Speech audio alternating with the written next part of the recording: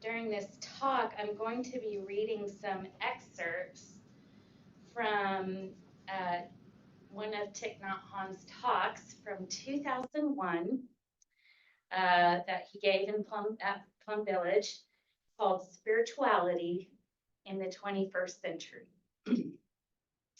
And I'm going to start with a story that is a retelling of a story, a true story by Leah Calvez, who is an author, a naturalist author, and it comes from the book, The Hidden Lives of Owls. First flight. For 3 years, Andy has seen great gray owls on his property. He lives on a native plant preserve in the Blue Mountains of Oregon. He is an agronomist, a seed scientist, and a professor at University of Oregon.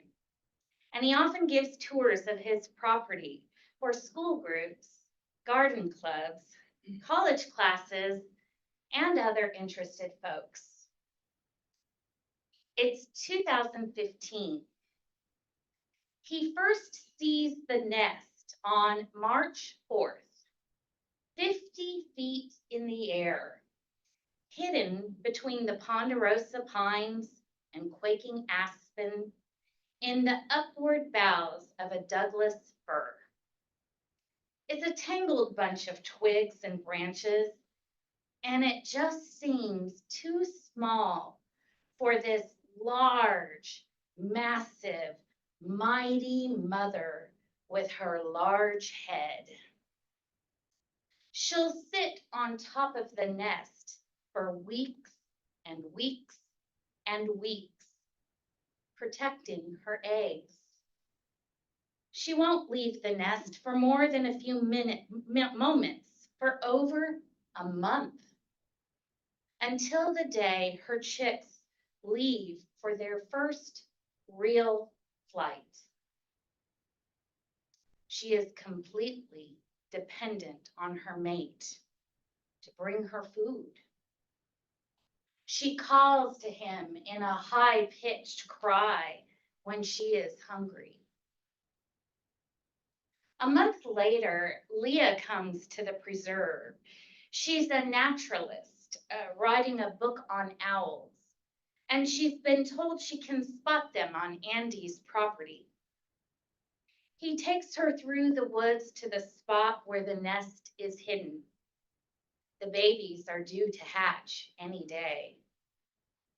It takes a while for Leah's eyes to adjust, but eventually she makes out the nest and the golden eyes of the mother staring ahead.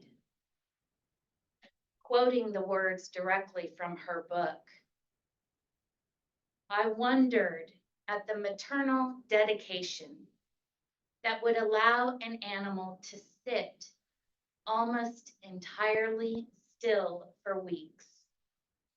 What type of Zen state of beingness must she experience? Leah will stop by the field to watch the father great gray hunting for rodents before leaving. She makes plans to be back to see the downy chicks when they hatch. By May 8th, 4 chicks are now in the nest.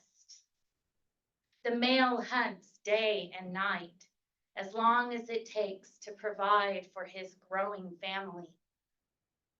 When he brings a rodent, mother carefully tears off pieces to feed each open mouth.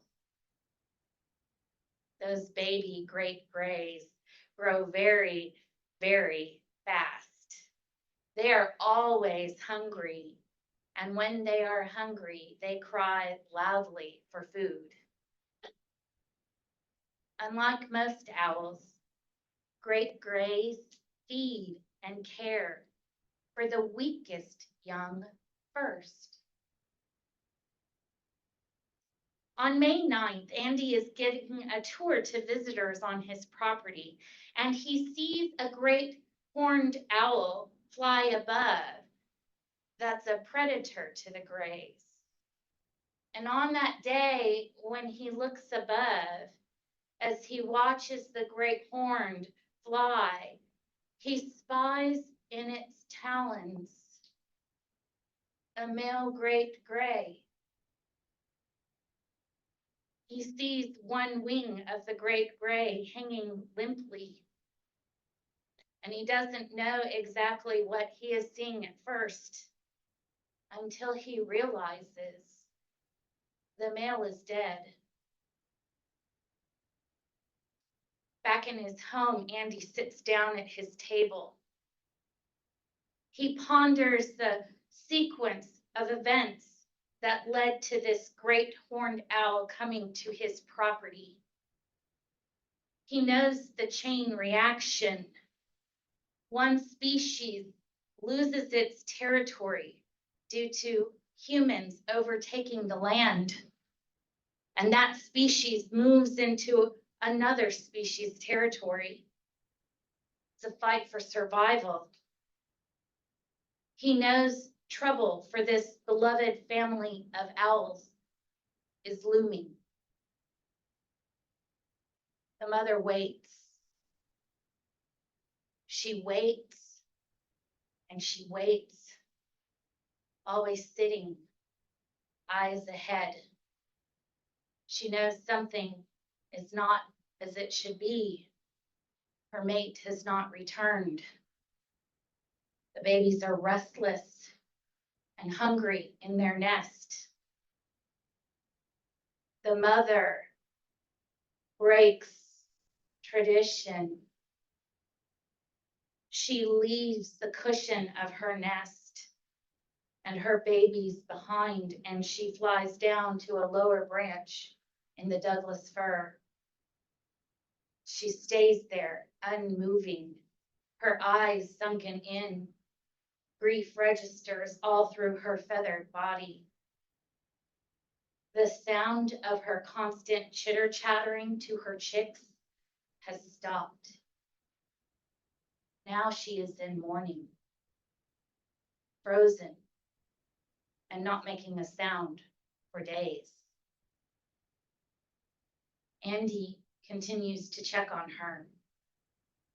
The babies are crying loudly for their mother. He knows they are in trouble. He sends a text to Leah. The father has been taken and the family needs help. Should they intervene? Should they let nature take its course?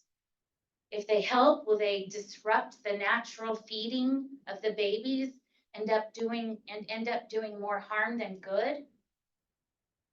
The questions remain as Leah makes her way back to help Andy.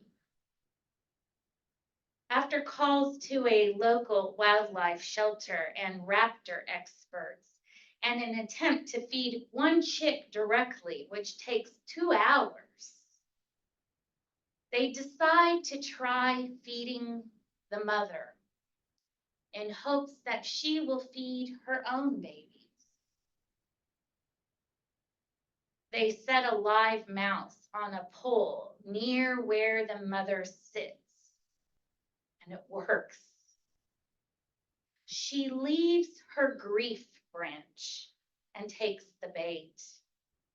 She transforms herself to father and mother, hunting the mouse and feeding it to her babies. The trap Andy has set in the barn for his mice will only yield a few mice a day at best. The situation remains very tense, with the baby owls always hungry and crying for food. The cries will attract the attention of the great horned owl, who will hunt them for his next meal. Andy knows they will need at least 10 mice a day, and they must be alive. He puts a call out to his neighbors in the community, and the word spreads. Whether it is a desire to help their friend or a desire to help the chicks, multiple minds ignite to find a solution. One person offers a rooster, that won't work. Another person brings a bucket of frogs, but that only scares the mother. Eventually, folks find that traps with bacon grease are the most effective method for catching mice. The help continues through the entire season as the babies thrive and grow, practicing their flying. Leah returns many times throughout the season to witness their development. She enjoys watching their playful activities in and out of the nest. Often it is playing with the mice that are left by neighbors to feed the family, and it's a good sign. Only baby owls who are well fed will play. And the more they play, the better they will be able to hunt on their own. The community has worked together for all the summer months, providing for this one nest of babies to hunt on their own. Leah returns one last time to find the mother and babies, and these are the words from her book. I watched as she turned to us humans, trusting us in her time of desperation to help feed her hungry family. As a single mother myself, trying to make ends meet, I could see my own life played out in hers. I felt her exhaustion each time she perched, panting in the heat, wings and feathers drooping as she worked up her energy to make one more flight between where a mouse was offered and where her hungry babies were. Each time she looked toward danger in the sky, heartbeat quickening in preparation for battle that thankfully never came. I sensed the devotion she felt for her children as I felt for my own child. I felt a kinship with this great gray bird. Consider this story, the layers of those needing help, the babies, the mother, the agronomist, the naturalist, even each individual neighbor who likely talked through the predicament with their family or friends. Ty said, alone we are vulnerable, but with brothers and sisters to work with, we can support each other. We cannot go to the ocean as a drop of water. We would be evaporated before reaching our destination. But if we become a river, if we go as a sangha, we are sure to arrive at the ocean. Going as a sangha, each drop of water, each drop mingles and dances with the next as the river flows forward. Each drop needs the other. We need each other. It's so simple. Why is this so hard to live into? Look around. Look at the people in this room today. We need each other. Think of those outside of this room. We need them, and they need us. Again, from Ty. Taking refuge in Sangha will allow the Sangha to carry us, to transport us, and we will suffer less.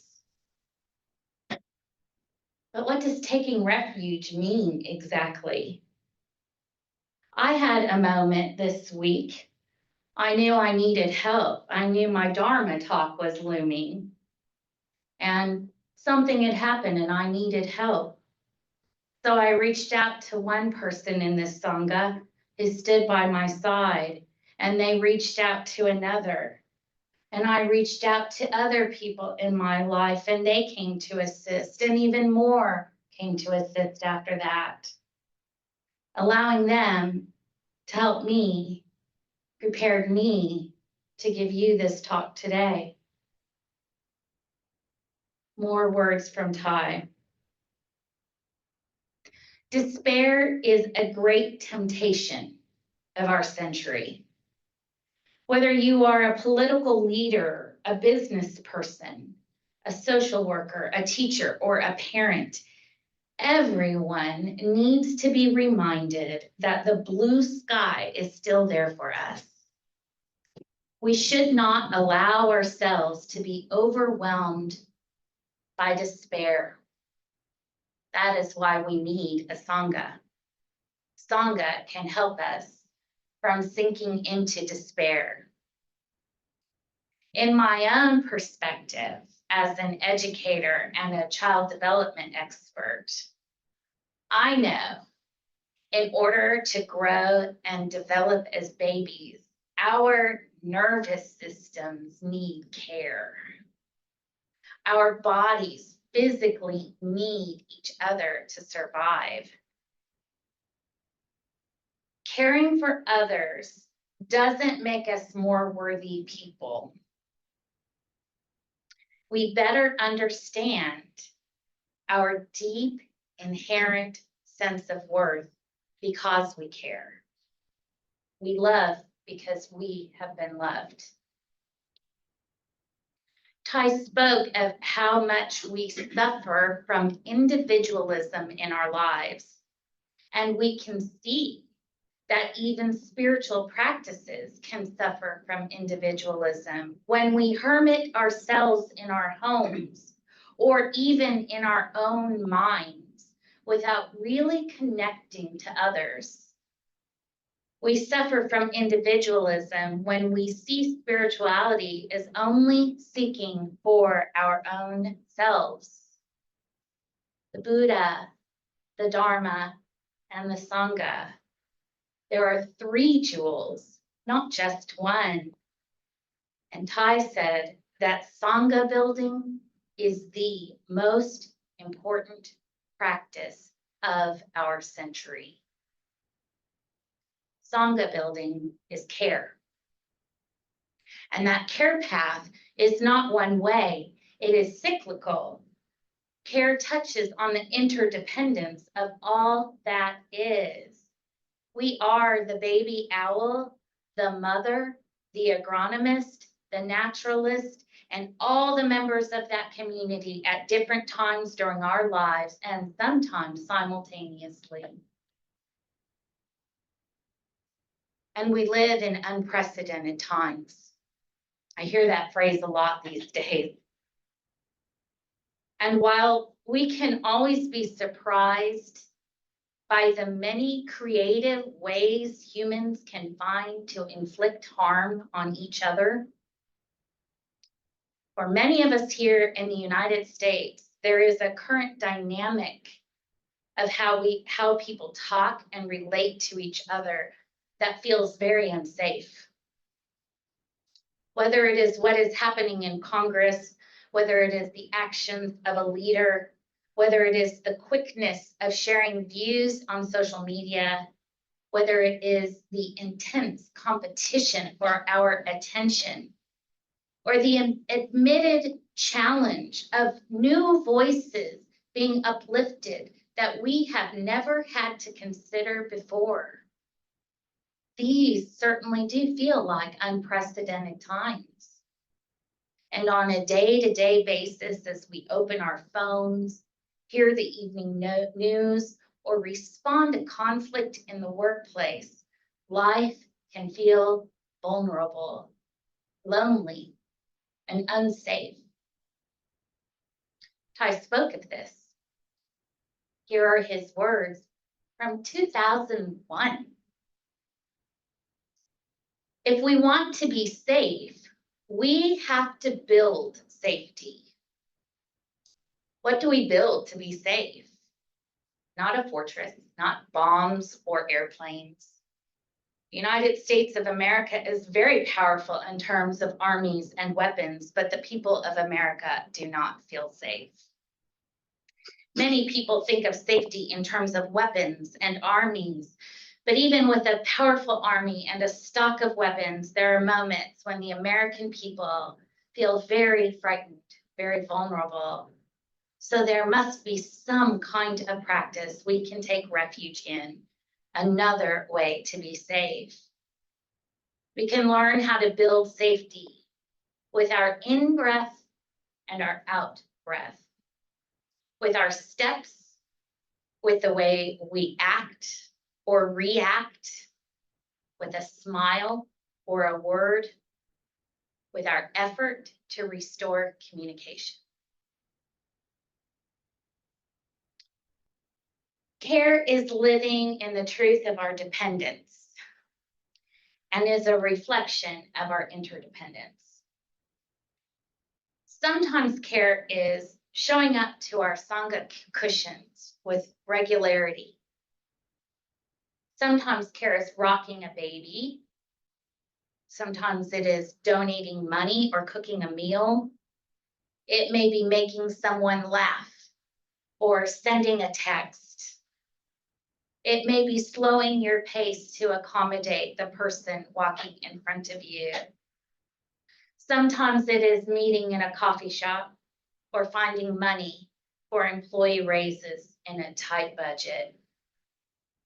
Sometimes care is going to a rally. And sometimes it is speaking words that make the invisible visible. We conceptualize care and practice it in so many ways. And sometimes those ways need more of our attention so we can bring greater intention. With awareness, we can see that in caring for others, we see ourselves. In caring for others, we stretch ourselves.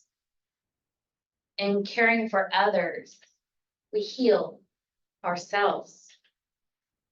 And in caring for others, we connect ourselves to something much, much greater.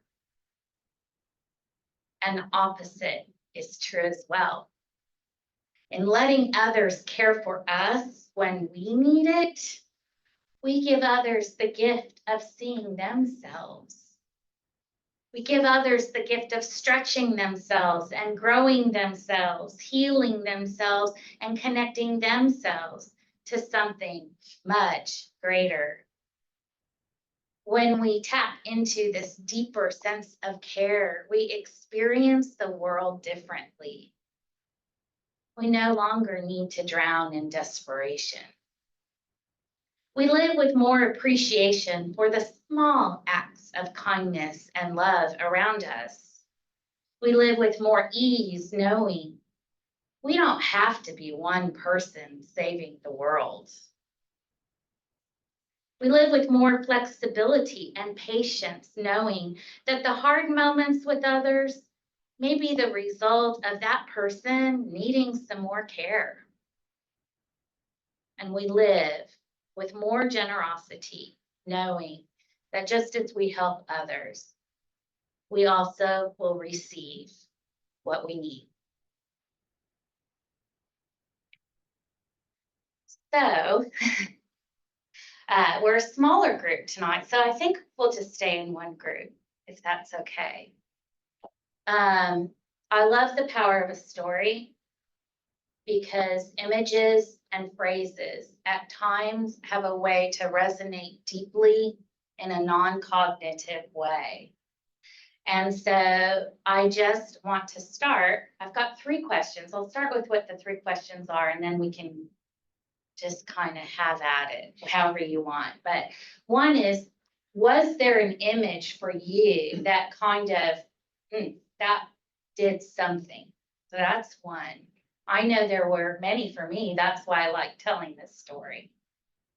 The second is, who do you relate to in this story now?